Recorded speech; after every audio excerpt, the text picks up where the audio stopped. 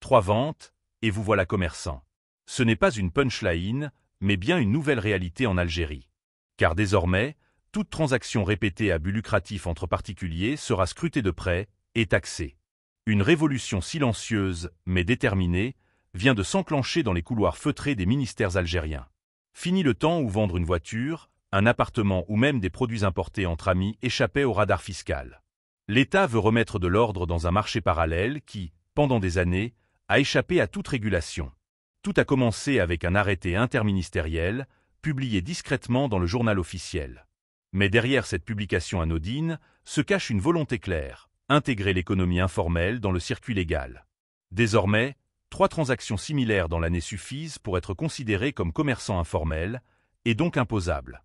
Ceux qui pensaient pouvoir multiplier les ventes immobilières ou les reventes de voitures à l'abri du fisc devront changer de stratégie. Les agents de l'administration fiscale auront désormais les coudées franches pour traquer les activités lucratives déguisées. Un simple particulier réalisant des échanges fréquents pourra être mis en demeure, puis verbalisé s'il ne régularise pas sa situation. Mais ce n'est pas tout. En parallèle, le gouvernement serre la vis sur un autre front, le commerce du cabas. Ces valises pleines de produits venus de France, chocolat, fromage, cosmétiques, ramenés par la diaspora et écoulés à bas prix sur les marchés locaux, sont désormais dans le viseur.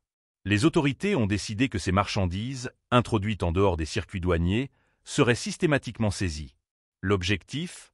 Protéger l'économie nationale, mettre fin à une concurrence déloyale et garantir la sécurité des consommateurs. Car certains de ces produits, mal stockés ou transportés sans contrôle, présentent de vrais risques sanitaires. Ce coup de filet contre les circuits parallèles marque une nouvelle étape dans la lutte contre l'évasion fiscale et la fraude. Depuis plusieurs mois, l'État algérien multiplie les signaux forts, interdiction du cash dans les transactions immobilières, contrôle accru dans les transports et aux frontières, encouragement à la déclaration légale des revenus. Mais la vraie question reste entière. Cette stratégie va-t-elle porter ses fruits ? Les Algériens, souvent poussés vers l'informel par manque d'opportunités dans le circuit officiel, accepteront-ils de franchir le pas de la régularisation ? Et le gouvernement saura-t-il créer les conditions d'une formalisation incitative, plutôt que répressive ?